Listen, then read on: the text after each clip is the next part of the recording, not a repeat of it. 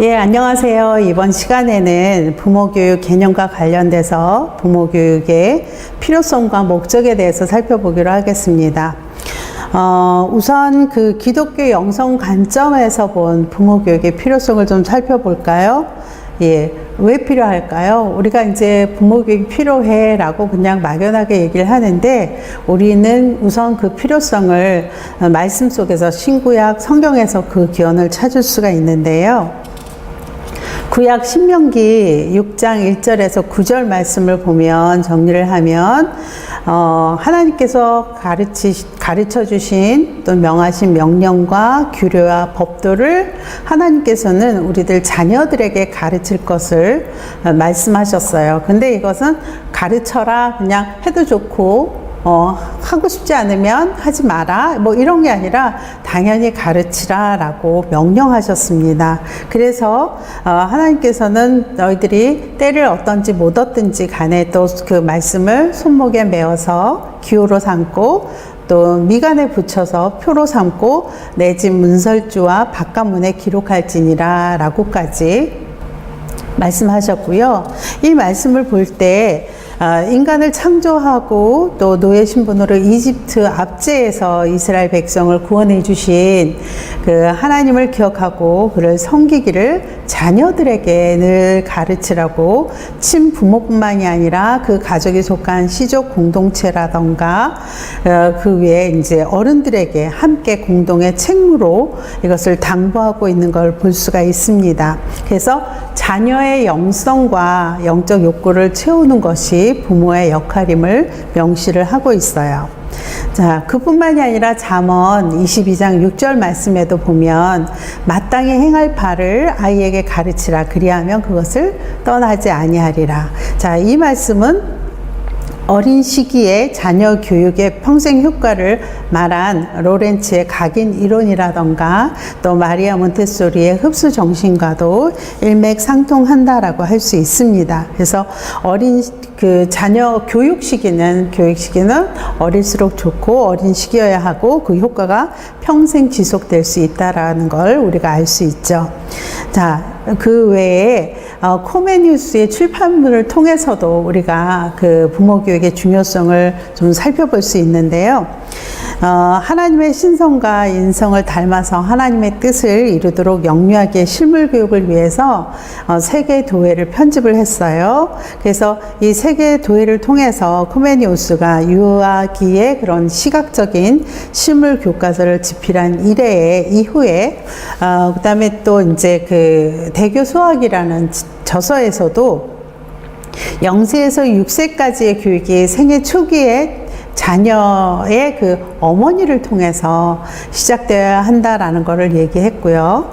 자, 이렇게 그 생애 초기에 있어서 말씀드린 것처럼 0세에서 6세까지 어머니의 자녀 교육, 가정 교육 시기를 어머니 학교라고 명명을 했어요. 그래서 그 양육 경험이 전 생애에 걸쳐서 영향을 미친다라고도 얘기를 했고, 또 이 시기에 초기에 부모 교육, 자녀를 대상으로 한 교육이 중요하다라는 걸 강조를 했죠.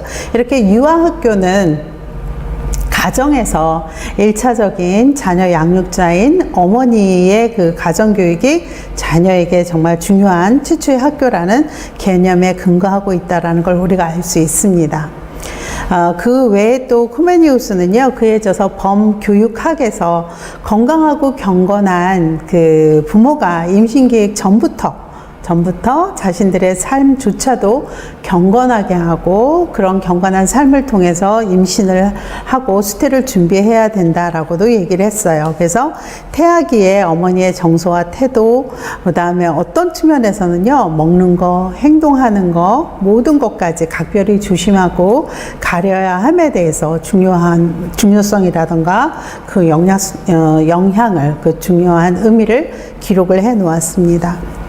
그래서 유아기를 신생아 반, 젖먹이 반, 옹알이 반, 또 심지어 걸음마 반, 언어와 감각 훈련 반, 또 습관과 경건 훈련반, 또 첫 공교육반 등등으로 나누어서 각 시기마다 어머니가 가르쳐야 할 생애 초기의 교육이 그야말로 정말 자녀의 평생에 영향력을 미친다라는 것을 거듭 강조했죠. 그뿐만이 아니라 청소년 시기에도 청소년을 대상으로 예비 부모 교육이 절대적으로 필요하다라고도 주장을 했습니다.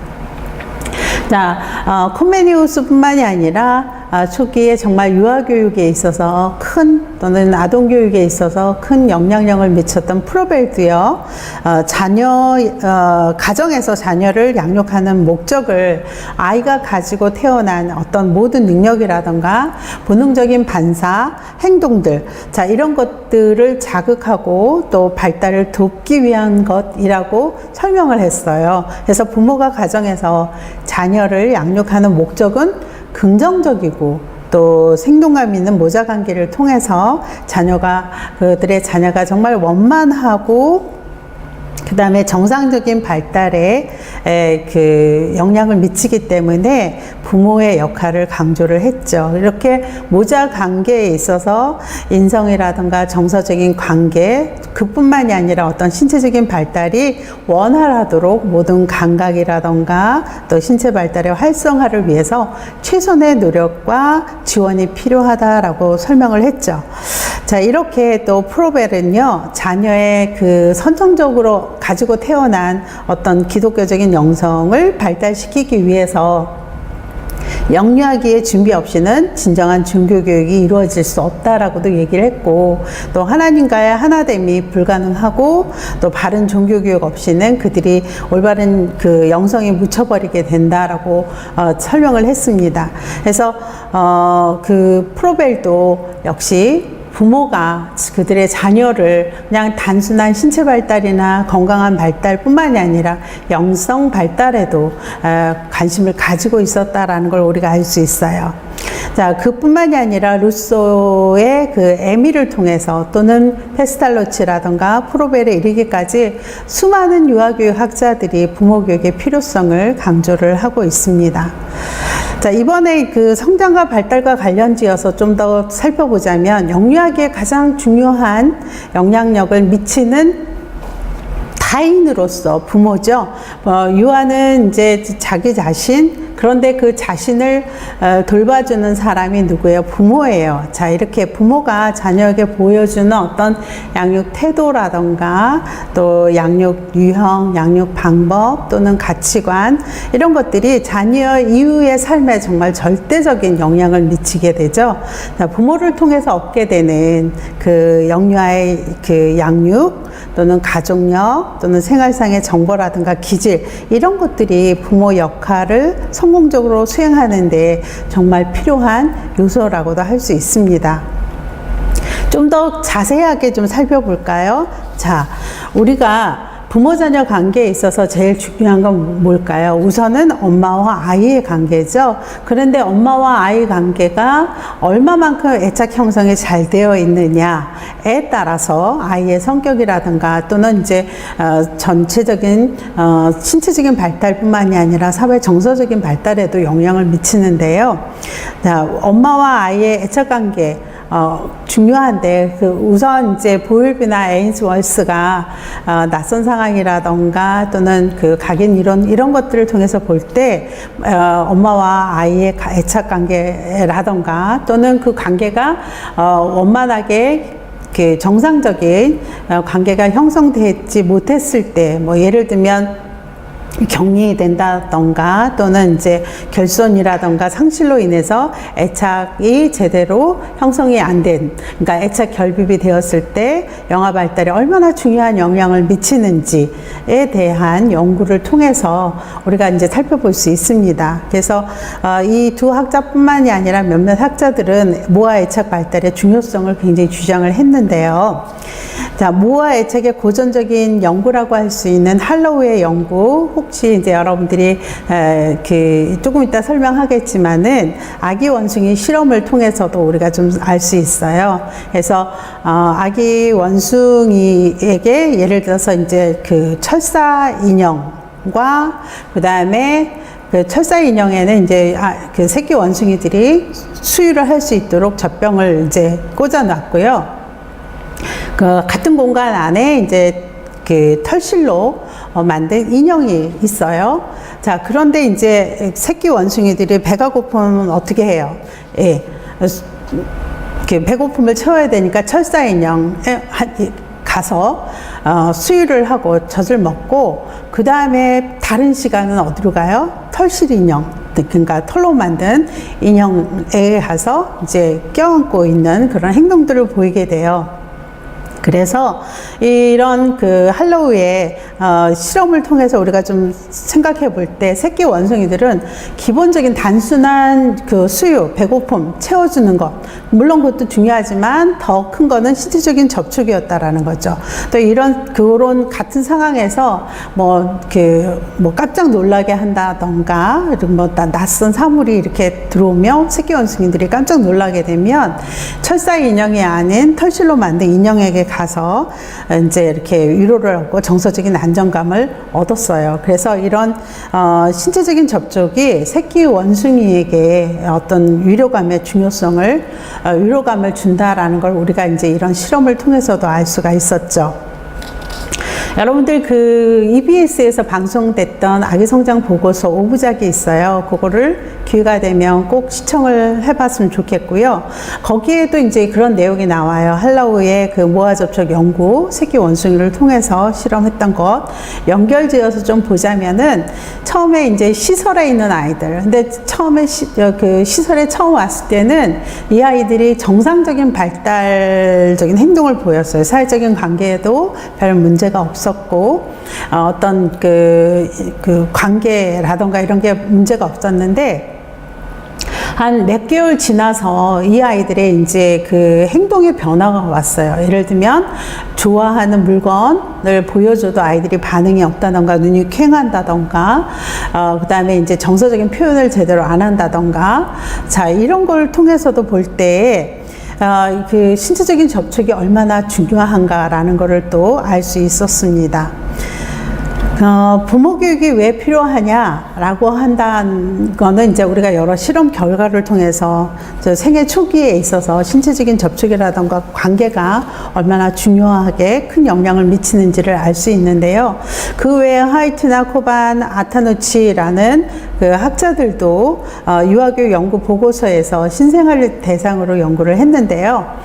그들의 연구 결과는 그거예요. 가정은 가장 최초의 가장 중요한 기본 교육 체계다라는 얘기를 했어요. 중단 연구 결과. 그래서 부모의 양육 태도가 자녀에게 미치는 가장 중요한 요인이다라는 거를 다시 한번 설명을 했죠. 그래서 생애 3세 이전의 경험이 인생을 좌우하고요. 특히 그 18개월까지의 모자관계 경험이 자녀의 성장에 기반을 잡는데 아주 결정적인 시기이고, 또 인간관계라던가 또는 사회관계에 있어서 무엇보다도 중요한 영향을 미친 것을 우리가 이제 알 수 있습니다.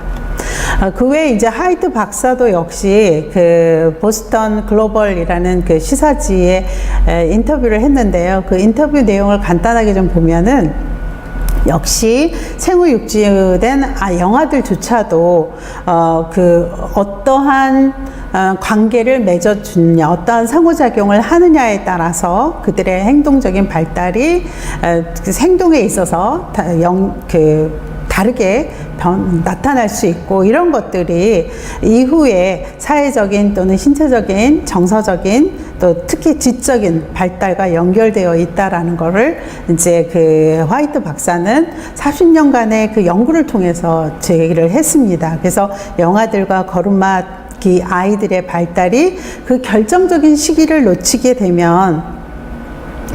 되면은 다시 되돌리기가 참 힘들다라는 얘기죠. 그래서 엄마가 직장 생활을 하더라도, 직장 생활을 해서 아이하고 친밀한 관계를 형성하지 못한다 하더라도 제2의 누군가, 제1 양육자가 못한다면 제2 양육자가 누구든지 간에 아빠도 좋고요. 뭐 다른 친정, 뭐 할머니든 좋고 조부모도 좋고, 자 누구라도 그 역할을 가정 내에서 대신할 수 있어야 된다라고도 이야기를 했습니다. 자, 여러 학자들의 견해들이 좀 많이 나오는데요. 또 살펴볼까요? 에이얼스라는 학자도 역시 영아기에 그 어머니의 눈이 어떻게 자신의 자녀를 반영하여 비추느냐에 따라서 영아기의 그 수치심을 발전시켜서 영아로 하여금 위축감을 갖게 한다던가 한다던가 이렇게 좀 영향을 미칠 수 있습니다. 자, 엄마가 어떻게 보느냐, 엄마가 이제 그 예를 들어 표정을 난감하게 한다던가 아니면 무섭게 한다던가 이러한 반응들이 아이에게 영향을 줄 수 있다라는 거죠. 그 다음에 클라우스와 케넬이라는 학자도 마찬가지예요. 부모와 영아의 애착관계 형성이 생후 몇 시간 안에 이루어지고 또 이러한 애착이 모자관계에 영향을 미치는 중요한 요인이다라고도 얘기를 했어요. 그래서 이 시기에 부모 교육이 부모가 어떻게 아이를 양육해야 되는지에 대한 교육이 필요하다라는 거를 이제 이런 연구 결과를 통해서도 설명을 했죠. 그 다음에 일본의 오카다 다가시라는 학자도요, 역시 영아기에 중요한 타인이 되는 부모나 특별한 사회적 대상과의 정서적인 관계, 애착 관계라고 할 수 있겠죠. 이런 관계가 인간의 특히 영아의 행동에 또 심리적인 측면에 영향을 미치고 이런 것들이 신체적인, 심리적인 만약에 이제 거기에서 결손이 있다거나 손상이 있거나 그러면 그것이 평생 상처로 그다음에 문제로 남을 수 있다라는 것을 주장을 했습니다. 우리나라의 연구에 있어서도 좀 보자면은 임경수 학자와 변상규 선생님도 역시 모아 애착 관계를 설명했는데요. 이제 할로우 실험이라던가 엔스워스의 낯선 사랑 실험 통해서 우리가 이제 잘 아는 것처럼 낯선 상황 시험에서 과 관련돼서 크게 이제 4가지 유형을 좀 소개를 했는데요. 그와 관련해서 우리 아이들에게도, 우리 한국 아이들도 역시 마찬가지로 애착 문제가 영유아기 또는 아동기를 거쳐서 이것이 이제 불안 증세로 나타나고 이것이 세대를 거쳐서 전이될 수 있다라고도 얘기를 했습니다.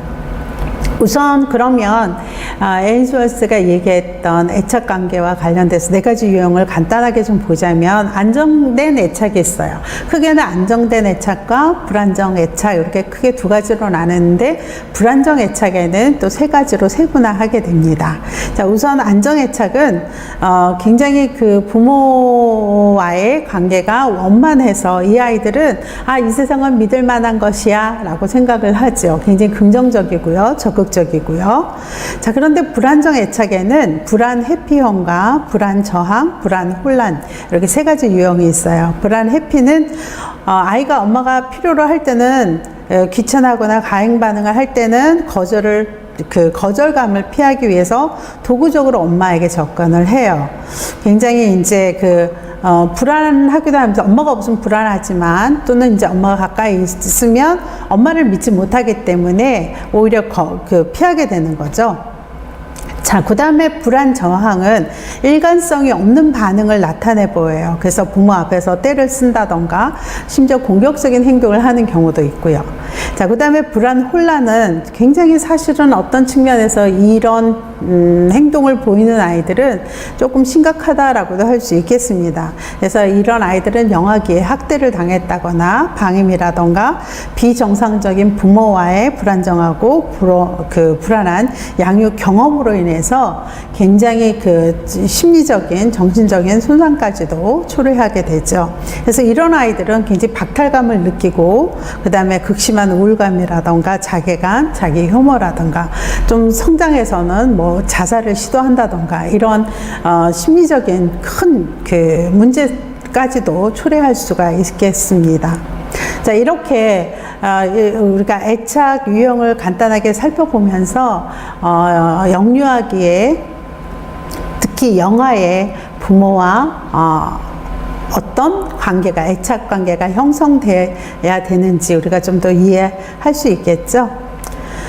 자, 그 다음에요, 우리가 이제 그 부모 교육의 필요성을 조금 더 살펴보자면, 인지나 문화적인 보상 교육 차원에서도 부모 교육이 중요해요. 1960년대 그 초에 인지 중심의 교육이나 또는 영양, 부모 교육, 복지, 뭐 교사훈련 등 이런 데 굉장히 총체적인 투자를 했었어요. 그래서 이런 투자를 한 이유는 빈곤을 예방하고 빈곤이 대물림하는 것을 예방을 하고 또 교육의 평등 기회, 그 다음에 보상교육의 조기 제공을 통해서 이후에 학업이나 사회생활에서 낙오를 하지 않고 낙오되는 것을 감소시키기 위해서 국가에서 정책적으로 이제 이런 부모 교육을 실시를 했죠. 근데 실제로 이런 부모 교육을 통해서 이런 지금 말씀드렸던 문제 요소들이 많이 감소는 됐습니다. 또 하나 우리가 이제 현실적인 상황을 좀 보자면 2013년도 그 통계청 통계 결과를 좀 살펴보자면 영유아학대 발생 사례가 6,700건, 그러니까 6,800건 정도, 그 중에서 가정 내 학대가 81.8%예요. 그러니까 5,500건이 넘었죠. 그 다음에 친척이나 이웃 어린이집에서 232건, 유치원에서 36건, 또 그 외에 이제 학교나 학원이나 복지시설 등 영유아 보호관찰의 최우선적인 책임 장소라고 할 수 있는 곳에서도 심지어 이런 아동학대 사건이 발생을 했습니다. 자, 그렇다면 우리가 영유아기의 그 기초 양육 환경이 굉장히 중요하다라고 우리가 이제 말씀드리고 울부짖는데도 불구하고 가장 중요하고 안전하다라고 안전해야 되는 이런 곳에서조차도 아동 학대 사건이 발생을 하고 있다라는 거예요. 자, 그래서 부모 교육은 영유아 발달의 최적의, 그 다음에 전인적인 발달도 있고 그들의 이후의 삶의 안정화라든가 바른 사회적 관계로 인해서 우리가 항상 얘기하잖아요. 민주시민, 이 나라의 기둥이라고 얘기를 하는데 정말 그들이 이웃과 평화롭고 안정된 삶을 살아갈 수 있도록 도와야 되겠죠. 자, 그래서 인지 또는 문화, 보상, 교육 측면에서도 부모 교육이 중요하다라고 말씀드릴 수 있습니다. 자, 그런데 우리가 항상 부모 교육이 중요해, 아이들의 삶을 위해서 중요해 라고 얘기를 하는데요.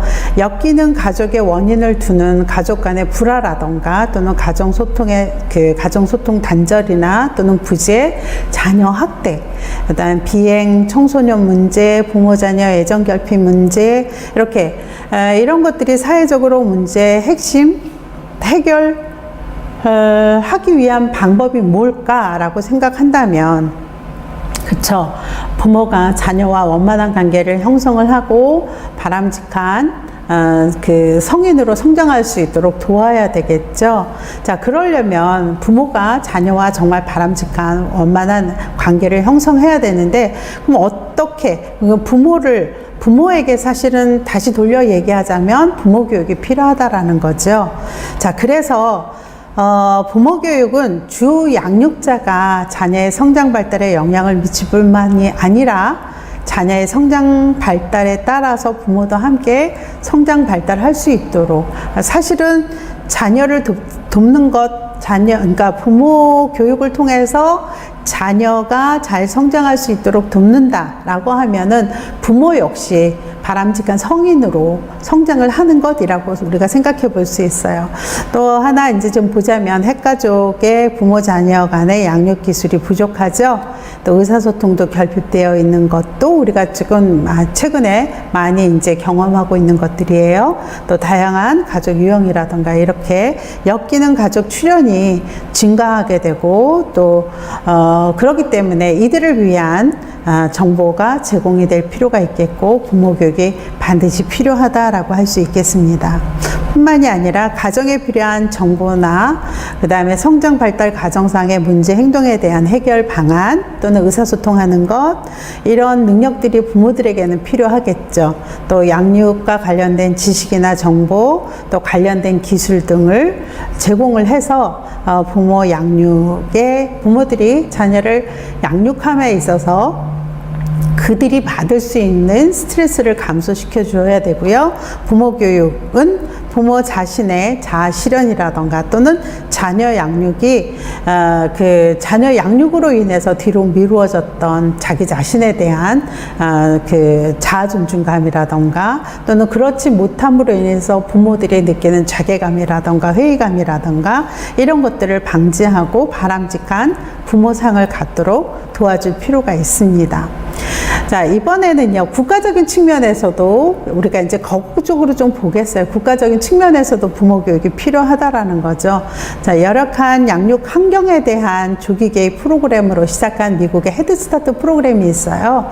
자, 이 프로그램의 그 부모 교육은요, 자녀의 정서나 인지, 언어, 그 외 사회성, 영성, 발달에 전반적인 측면에서 영향을 미쳤고요.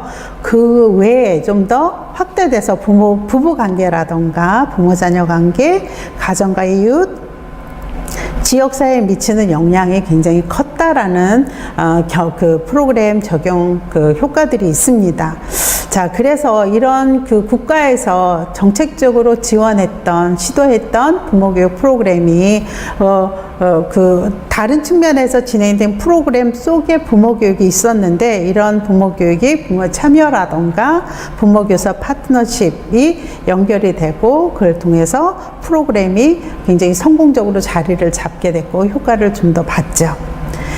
자, 그러면 이제 그 사회나 국가적인 측면에서 부모교육 필요성을 조금 더 구체적으로 살펴보면 부모교육은 사실은 그 영유아 조기에 자녀에게 가장 영향력 있는 부모를 교육함으로 인해서 이후에 발생하게 될 여러 가지 문제를 예방하려고 하는 측면이 있겠죠.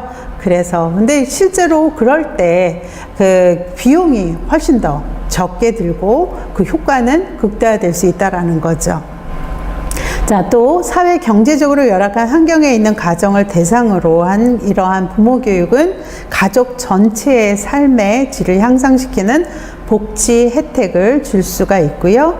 또 최적의 이런 교육이나 보육의 효과는 부모, 교사 간의 긴밀한 협력 체제 안에서 부모 참여라던가 부모 개입이나 부모 교육, 부모와 교사와의 어떤 파트너십 등을 통해서 수평적인 관계를 통해서 공정관계가 일관성을 유지하게 될 때 가능하고 또 부모 교육이 부모의 인적 자원의 개발을 통해서 사회라던가 국가에 대한 기여도가 증진이 될 수 있고요.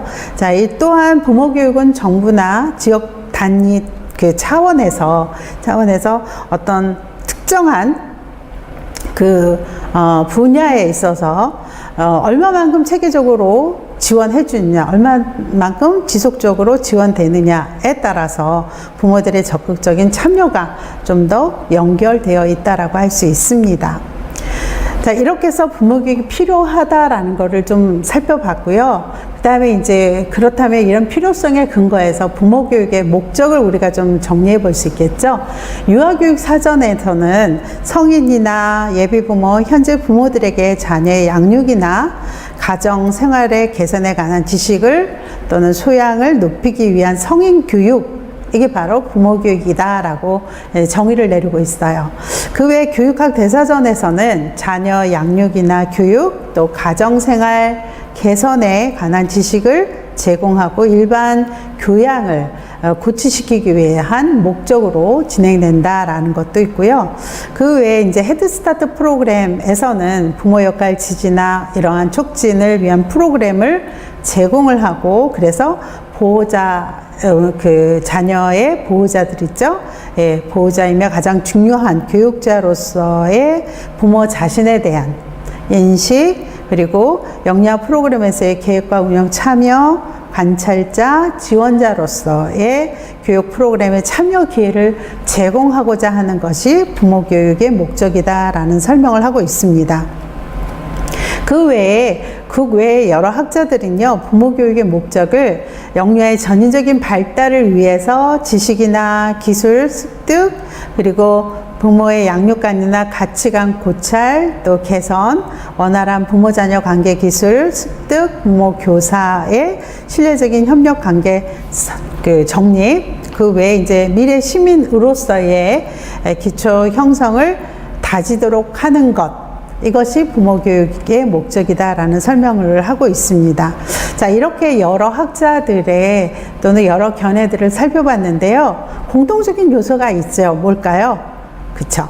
부모 자신이 교육자이고 양육기관과의 동반적인 관계에 대한 바른 인식이 필요하다라는 것과 자녀의 그 전인적인 성장과 발달을 돕는 자녀 지도에 필요한 지식이나 또는 능력, 태도 습득해야 된다라는 거, 또 부모 자녀 관계의 향상, 부모 참여를 통한 자신의 의사결정, 그 다음에 표현, 여기 참여하는 거, 또 전인적인 발달, 자녀의 전인적인 발달을 돕는 인적, 물리적인 환경에 대한 지식 전달과 더불어서 자녀 교육을 위한 문제 해결에 필요한 정보나 상식을 제공하는 것, 이것이 이제 모든 학자들이나 또는 국가에서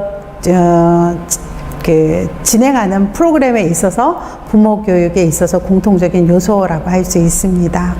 자, 그러면 이런 부모 교육을 한다라고 했을 때 프로그램 개발할 때 고려해야 될 것들 좀 간단하게 살펴보면은 양육 지도에 필요한 특별한 활동과 내용 습득 있어야 되겠고요. 부모 자녀 자존감 증진, 또 자녀의 성장 발달에 미치는 부모의 영향의 중요성과 그 효과, 그리고 자녀 발달에 도움이 되는 자료 선택, 능력 향상, 이런 내용들이 프로그램 개발할 때 필요한 요소들이라고 할 수 있어요. 자, 그러면 마지막으로 부모 교육의 효과 어떨까요? 우리가 이제 부모 교육의 필요성이라든가 목적을 통해서도 우리가 좀 살펴볼 수 있겠는데요. 우선은 이런 부모 교육을 실제로 진행했을 때에 부모가 자녀의 건강한 성장 발달을 도울 수 있고요. 또 보육이나 교육기관과의 어떤 상호 신뢰가 형성이 돼서 일관된 교육이나 보육을 할 수 있다라는 것, 또는 부모는 이제 자녀에 대한 필요한 정보를 교사에게 주고, 또 교사 역시 이러한 정보를 기관에서 아이들의 정상적인 성장 발달에 또는 활동에 참고할 수 있고, 그리고 이제 대리 양육자에게만 부여되는 어떤 과중한 업무를 분배해서 영유아에게 질 높은 교육이나 보육을 할 수 있다는 거, 그리고 이제 부모의 신뢰감 바탕 위에서 바람직한 영유아 교육기관이 효율적으로 운영되어질 수 있다라는 거죠. 자, 이렇게 해서 오늘 이 시간에 부모 교육의 필요성과 목적에 대해서 살펴봤는데요. 퀴즈를 내죠. 자, 여러분들 부모 교육 필요성 몇 가지 차원에서 진행이 되는데요. 여러분들이 강의 시간에 부모 교육의 필요성을 정리를 해서 제출해 주시기 바랍니다. 감사합니다.